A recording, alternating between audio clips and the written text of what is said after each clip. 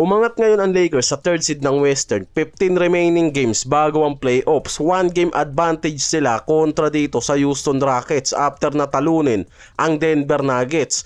2 game pa ang Lakers kontra sa Houston Rockets. Kaya matinding laban pa rin ang mangyayari sa Lakers ngayon. Sa report, nasa probable list na itong si Jackson Hayes, samantalang si Kleba nasa out pa. Si Marcus Smart available pa rin yan sa game kontra Houston. Ang game nila kontra Denver ngayon yung isa sa pinaka-importanting series talaga, na mismong dahilan kaya umangat sila sa seeding. At mapaghahandaan nila tong road game nila kontra dito sa Houston Rockets. Magkakaroon lang sila ng tiebreak advantage kontra sa Denver kung magiging pareho ang record nila sa dulo ng series na to.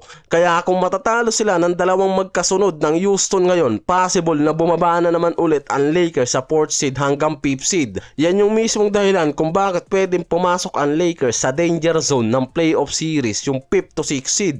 Dahil kung mananatili ang Lakers sa 4th seed, possible na makatapat nila ang 5th seed team. Denver Nuggets o Timberwolves yung nandyan, solid agad sa first round.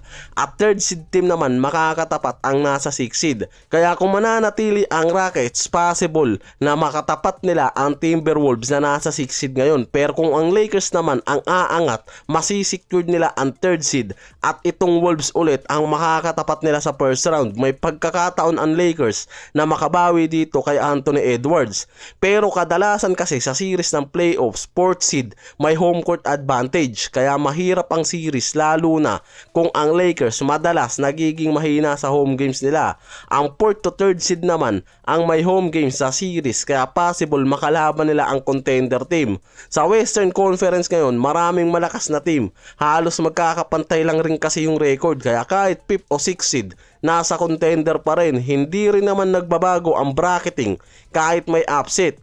Kaya kung ang 5th seed ang mananalo, 4th seed ang makakatapat. Ang susunod nilang mga kalaban kadalasan per seed sa second round. Kaya kahit manalo ang makaligtas ang Lakers sa first round, makakatapat nila ang OKC na mas mahirap. Kaya nga yung iba mas iniiwasan ngayon ang OKC na makatapat sa second round. May Shai Gilgeous at experience sa championship kumpara sa second seed ngayon na San Antonio Spurs na may Wembanyama pero bata pa yung mga core. Ang Lakers, isa talaga sa iniiwasang team ngayon sa first round ng playoffs, ang Denver Nuggets ni Jokic. Sa mga nakaraang playoff series kasi, ilang beses nang natalo ng Nuggets ang Lakers sa series. Kaya sinasabi ng mga analyst, ang Denver ang isa sa mga team na paulit-ulit nagpapahirap sa Lakers sa postseason. Kaya kapag nakita sila sa bracketing na magkatabi katulad ngayon, madalas sabihin ng ilang analyst na ang Denver ang worst matchup para sa Lakers. Pero ngayon kasi parehas lang rin naman na hindi elite defensive team ang Lakers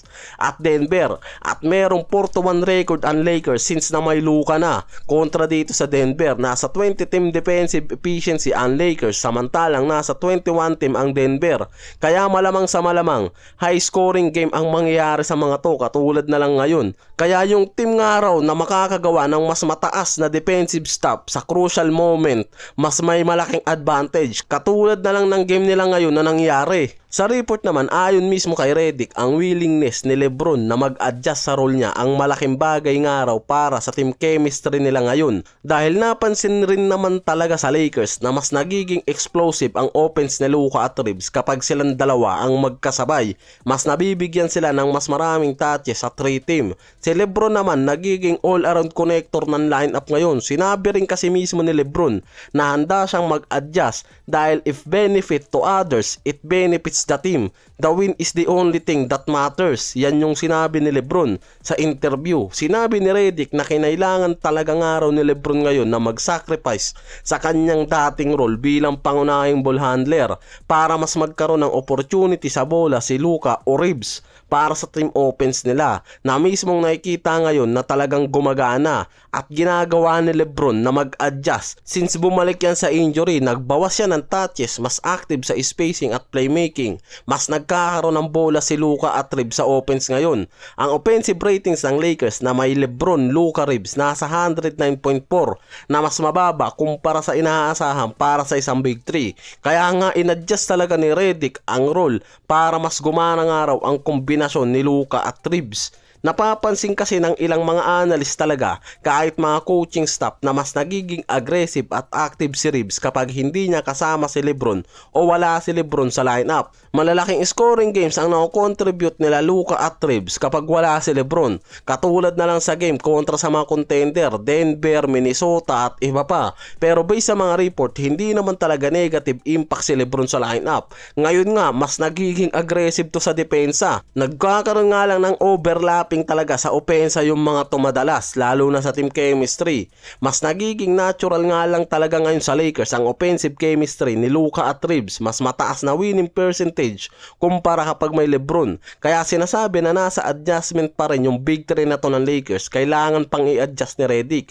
Ito yung dahilan kung bakit sinabi ni Redick na kailangan mag-adjust si Lebron para mas maging komportable si Luka at Reeves sa opensa. Si Lebron ngayon nagtatrabaho sa team adjustment at role sa Lakers, lalo na kapag sinasabay nga siya ni Redick kay Luka at Reeves.